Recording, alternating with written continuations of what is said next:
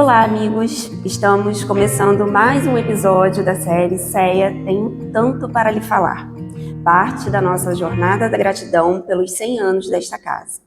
Em cada encontro, descobrimos como Ceia tem sido um espaço de acolhimento, aprendizado e transformação na vida de tantas pessoas. Hoje, vamos conversar com o André Figueiredo, que chegou bem jovem ao Ceia e aqui viveu experiências que marcaram profundamente sua história. André, seja bem-vindo. Fico muito feliz em ter você aqui junto da gente para contar um pouquinho da sua história. Legal, obrigado. É um prazer. Quando você fez o convite, fiquei muito feliz em poder atender e comparecer nesse momento, nesse período que é tão importante para a nossa casa, e uma casa que faz parte da minha história de vida, né? Significa demais para mim. Então é uma alegria poder estar aqui com você. Que bom. Então vamos lá.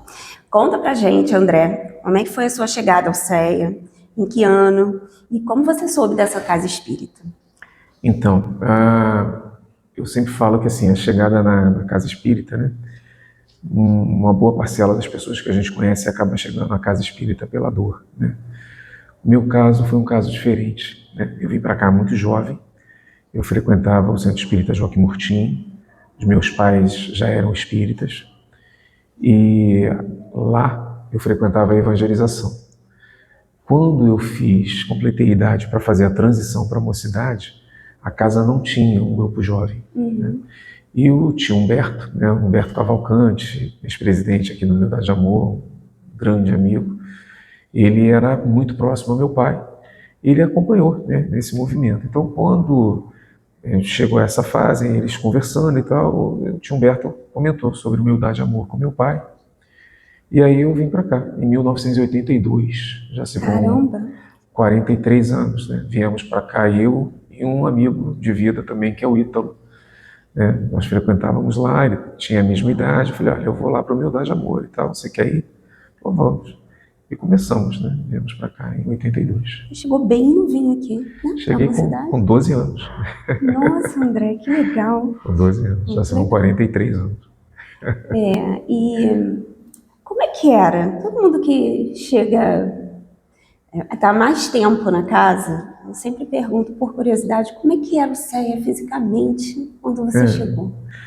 Era muito diferente, obviamente, do que é hoje, né? Se você for pensar pelo aspecto físico da casa, estrutural, né? Era uma casa bem pequena, humilde mesmo, né? Então, nós fazíamos a nossa reunião do grupo jovem ao redor da mesa, né? Éramos 7 jovens. 7 jovens? 7 jovens, né? O dirigente da mocidade era o Nicolau, né? E era ali que a gente se encontrava aos sábados. Era uma mocidade que ela, basicamente, o que nós fazíamos era estudar, né, as obras de Kardec. Mas a partir daquele momento a gente começou uma gama de outras atividades, porque não por coincidência, né, essa coincidência não existe, né, mas o grupo ele começou a crescer, né, a tal ponto, né, que poucos meses após a minha chegada, a gente já não se reunia somente em volta da mesa. A gente já começou a preencher as fileiras do salão, que era um salão pequenininho, né? Era um salão para 70 pessoas aproximadamente. Mas a coisa começou a encorpar já ali, né? O grupo começou a encorpar. E era uma época muito bacana, assim, né? Porque, obviamente, além de ser a época da nossa mocidade, da nossa juventude, né? Mas foi uma época em que eu tive a oportunidade de conhecer muitas pessoas legais, muitas pessoas importantes, e pessoas que fazem parte do meu grupo de amigos até hoje. As pessoas mais maduras, né, que frequentavam a casa também eram pessoas especiais, né? Pessoas a quem eu tenho um profundo respeito, carinho e admiração por tudo aquilo que elas construíram aqui. Mas era uma casa muito, muito legal, assim, muito bacana, muito acolhedora, muito intimista, né? Todo mundo fala isso, né? Que ela era intimista, todo mundo se conhecia. Exato, né? Porque era um grupo pequeno, né? Então todo mundo se conhecia, conhecia pelos nomes. A gente realmente construía laços de amizade com um grupo quase que completo, né? Porque não era um grupo muito grande, né? Então isso era muito interessante, né? Muito legal. E aí você via sempre aquelas mesmas pessoas em atividades diferentes, né? Uhum. E a gente, como jovem, né, a gente era muito mimado, né? Então, Ah, a gente era muito bem tratado, bem acolhido, né? Então, era muito bom, né? e você fez evangelização no Joaquim Murtinho. Quando você veio para cá, jovem, né? 12 anos, você lembra de ter tido alguma impressão da casa? Teve alguma sensação, alguma coisa quando você chegou aqui? Não, na verdade, é uma sensação que eu posso dizer para você de bem-estar. Tanto é isso que se passaram 43 anos e eu estou aqui, Uhum. né? Eu poderia ter voltado para o Joaquim Murtinho, por exemplo, e na verdade o que aconteceu foi que os meus pais vieram para cá, né? A Eles minha, também eram de lá. eles também eram de lá, mas o fato de eu estar vindo para cá, né, atrelado, obviamente, à relação de amizade que eles tinham com o tio Humberto, com a tia Neide e tudo mais, também contribuiu para que eles viessem para cá, né? Então, Sim. assim, era uma casa muito acolhedora de verdade, né? Obviamente, sem querer fazer nenhum juízo de valor, né? Mas eram casas diferentes, porque o Joaquim Murtinho, ele sempre foi como ele é, né? O Joaquim Murtinho, com a mãe Ritinha, uma casa maior, né? Um grupo Uhum. maior, àquela época, né? Hoje já é um grupo menor, a estrutura física é grande, mas o grupo é menor. Aqui não, né? Aqui é uma casa menor, né? Então, né, tinha aquela coisa de família mesmo, né? Uma coisa mais Uhum. acolhedora. Entendi. Então, é isso, né? Eu acho que isso é que permitiu e que fez com que eu, já jovem, né, criasse essas raízes, né? E a partir dessa primeira experiência, começou também uma trajetória de crescimento dentro do CEA, né? Como é que foi o seu desenvolvimento no CEA, desde os primeiros momentos até a vida adulta? Como é que foi essa sua caminhada aqui dentro? Então, Ju,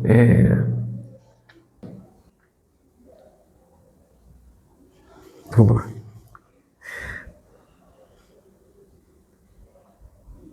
Se quiser beber uma aguinha. Já volto. O centro, ele, Vila de Amor, ele é minha vida, né?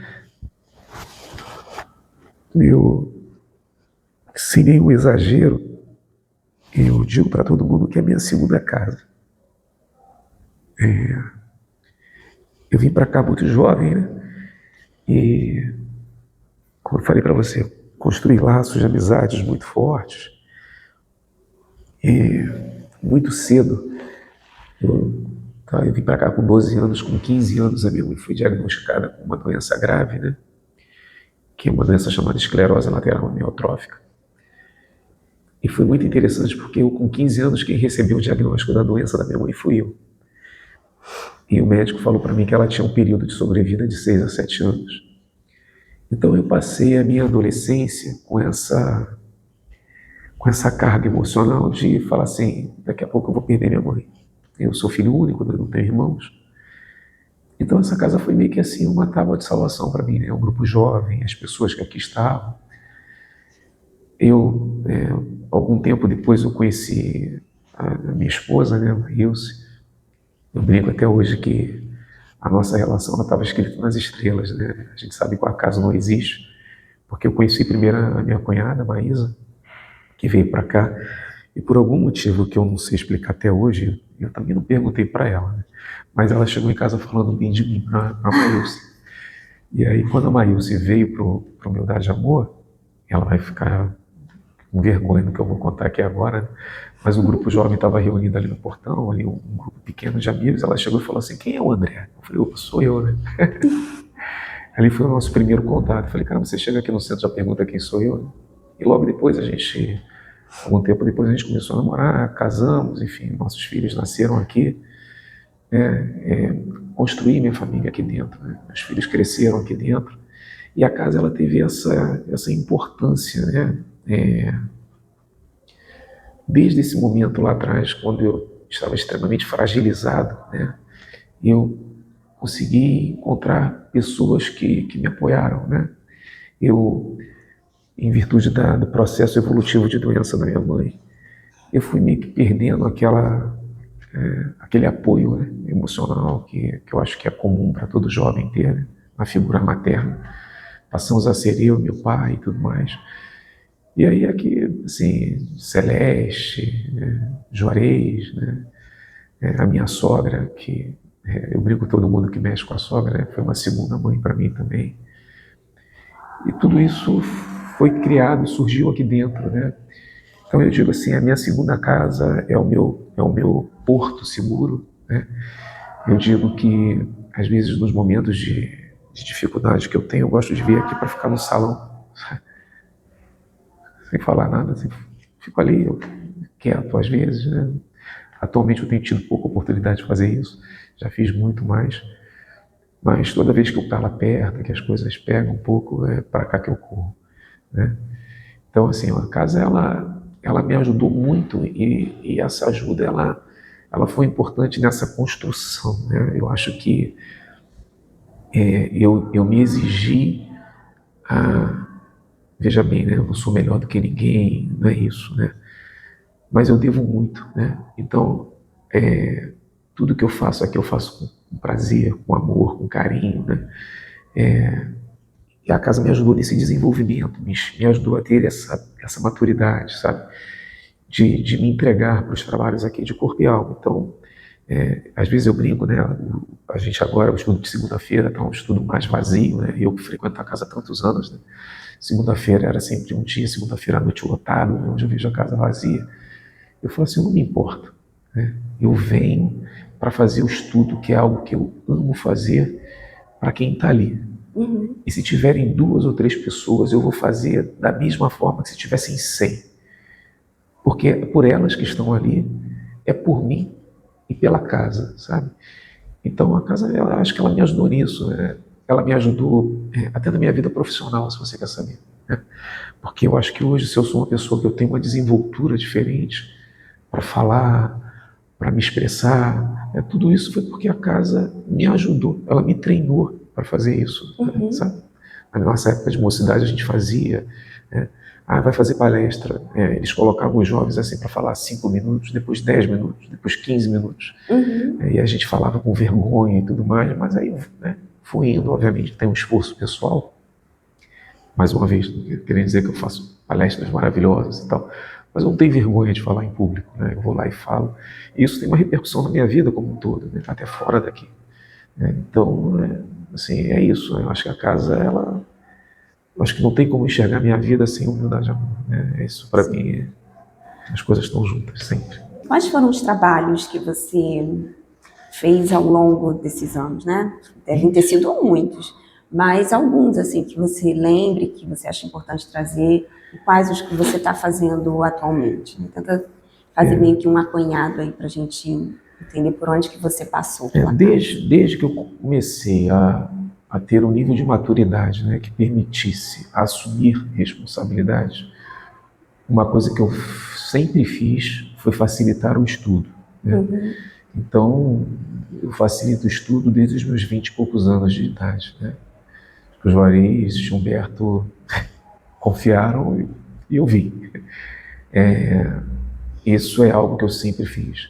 Eu já coordenei a mocidade, eu já participei, já coordenei atendimento fraterno, eu já participo atualmente da questão da elaboração das cestas básicas, eu já contribuí com a mocidade de sábado de manhã, né, em algumas atividades como aquele Grupo Águia que existe, eu já dei passe, eu já participei como doutrinador, eu já fui coordenador de educação mediúnica, eu já fiz tanta coisa, muita coisa. Também é tanto tempo, né? E a gente vai sendo solicitado aqui e ali, né?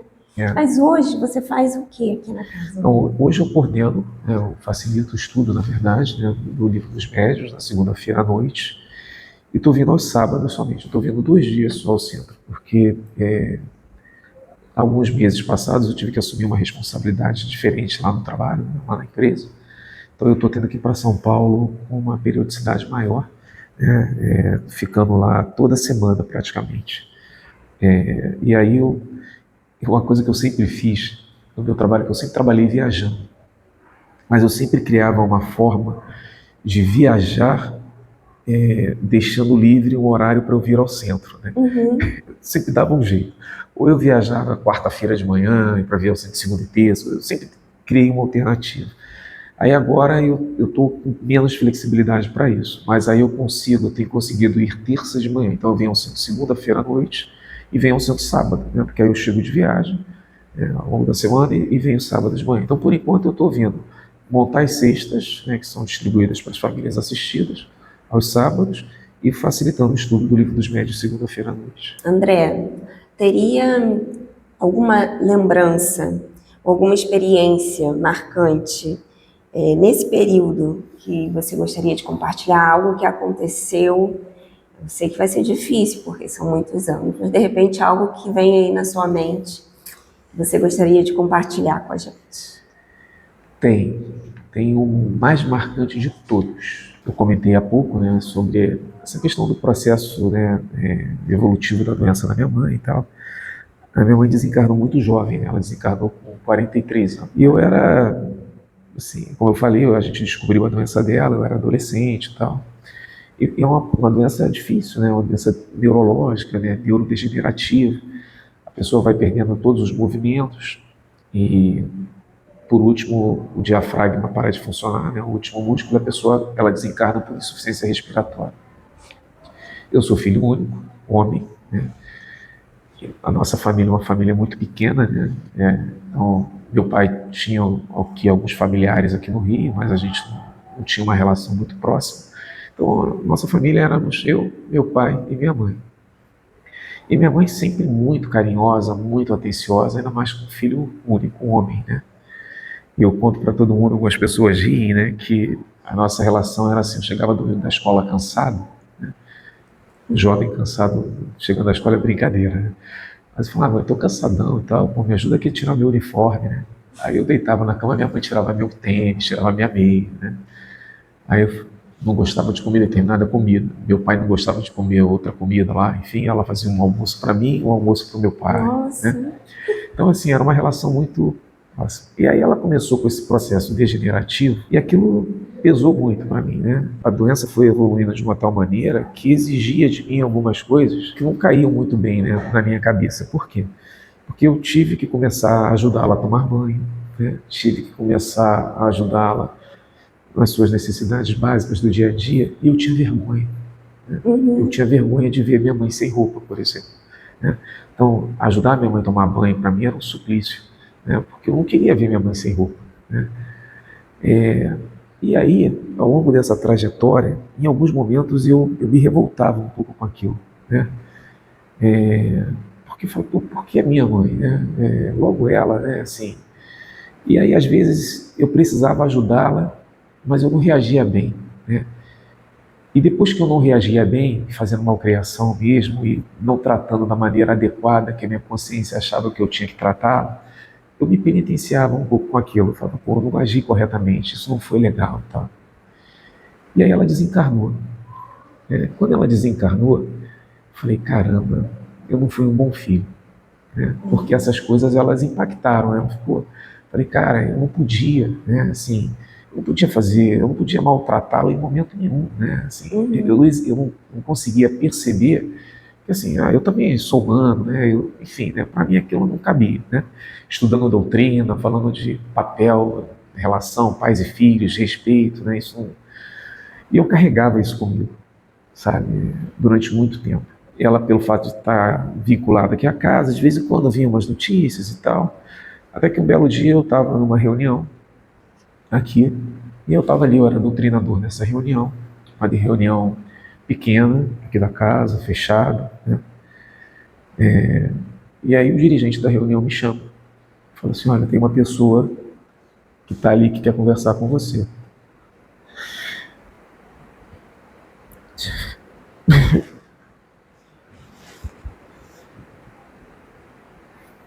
E eu falei, pô, uma pessoa quer conversar comigo, né? Eu achei aquilo diferente, né? Eu falei, pô, como é que pode isso, né? Eu falei, deve ser algum espírito obsessor querendo falar para mim que sabe o que, é que eu fiz ontem, né? E aí, para minha surpresa, era minha mãe, né? E você vai me perguntar assim, como é que você sabe que era ela? Porque a gente teve a oportunidade de falar coisas um para o outro que só eu sei, e ela, mais ninguém. E ao final de tudo, ela virou para mim e falou assim, ó, segue a tua vida, você fez o melhor que você pôde, Tá tudo bem. Então, é isso. Nossa, Já se vão aí muitos anos, né? é, Mas não tem como, né? Não lembrar, né? É uma relação diferente, né? Relação filial, né? E de alguém que foi muito importante, assim, né? Pela maneira como viveu a vida e passou por todas aquelas dificuldades, sabe? E que de vez em quando eu tenho certeza que está do meu lado. sim, com certeza. É isso. Que bênção, né? Receber essa confirmação de que a vida continua, né? E que ela já não estava mais sofrendo como sofria antes. Verdade. Uma bênção. Depois de tantos momentos e experiências, a gente quer saber como é que você enxerga hoje a presença do CEA na sua vida, apesar de, ao longo de toda a entrevista, você falar da importância dessa casa, né? Desde o começo você trouxe isso. A importância da casa, o quanto que essa casa ajudou você a amadurecer, né? Desde a sua adolescência, te preparou para a vida, te preparou para aguentar as dificuldades que a gente também sabe que essa casa faz isso por nós, né? Mas, olhando para toda essa caminhada, André, hoje, o que você pode dizer que o CEA representa na sua vida? O Ju, é isso. Eu falei para você ali atrás, né? É um porto seguro, né? É um local onde eu volto para o centro, né? Assim, para o meu centro, né? É um lugar onde eu venho buscar pacificar meu coração, minha mente, né? Todos nós passamos por momentos na nossa vida, né, de altos e baixos, alguns mais, outros menos, enfim, né, mas as nossas inquietações, as nossas dificuldades, né? E assim, o centro, como eu falei, é o meu porto seguro, né? Assim, essa semana eu estou viajando muito, muito, muito. Eu estava conversando há pouco, né, antes da gente começar aqui com os meus familiares ali embaixo, né, com o Juarez e com a Maísa, falando, eu dei um jeito de vir ao centro sábado. Essa semana eu falei, eu não vou viajar. Então eu criei uma, uma possibilidade para que eu não precisasse viajar essa semana. Eu vi ao centro segunda, vi ao centro ontem e estou aqui hoje, entendeu? Porque eu preciso disso, né? Isso para mim é muito importante, né? Eu sei que existe uma fala assim que parece meio abstrata, que falam que a gente faz parte de uma grande família universal, então, mas eu de verdade eu sinto isso, sabe? Quando eu estou aqui, eu sinto que existe aqui uma família universal, né? Todos nós com as nossas diferenças, a gente às vezes briga um com o outro, mas no final de tudo, todos nós estamos aqui em busca de algo comum, né? Eu acho que isso nos alimenta, entendeu? Isso nos ajuda, né? O objetivo ele é único, né? Isso, quando a gente está todo mundo imbuído nisso, a gente faz cada coisa assim maravilhosa aqui dentro. Isso é legal, né? Isso alimenta a gente positivamente, né? Então, é isso. Não sei se eu te respondi, mas eu venho em busca disso o tempo todo quando eu venho para cá. Então, CEA em uma palavra seria? Em uma palavra ou em uma expressão? Em uma palavra. Em uma palavra. Seria amor.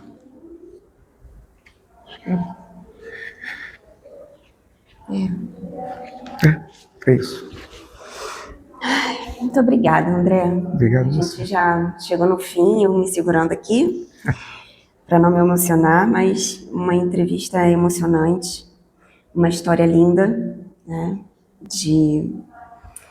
De aprendizado, de superação, né? Obrigado por dividir com a gente essa parte tão especial da sua vida, que mostra como o CEA não é apenas uma casa de estudo e trabalho, mas também de afetos, de amizades, de laços que acompanham a gente para sempre. É isso. Né? Sem Então, dúvida. muito obrigada por ter aceitado, muito obrigada por ter dividido, né? Fico muito feliz, tá? Eu que agradeço. Valeu. Agradecemos também a você que nos acompanha nesta série, que faz parte da Jornada da Gratidão. A cada episódio nos emocionamos, como nos emocionamos aqui com o André, e somos gratos por estarmos nessa casa de luz. Se você ainda não assistiu aos episódios anteriores, corre e assista. Continue conosco, seguindo o CEA nas redes sociais e acompanhando as próximas histórias dessa série que celebra o centenário da nossa casa. Um abraço fraterno, te desejo muita paz e nos vemos no próximo episódio.